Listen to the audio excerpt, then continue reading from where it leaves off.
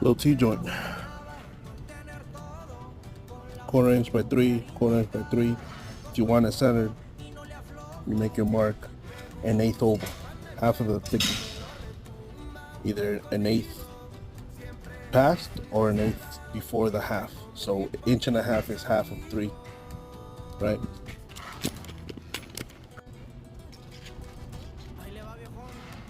There it is, half, right there, right on it.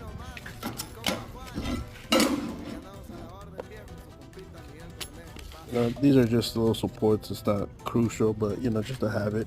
That one moved over a little bit. I'm a little bit off there, but it's not gonna kill nobody.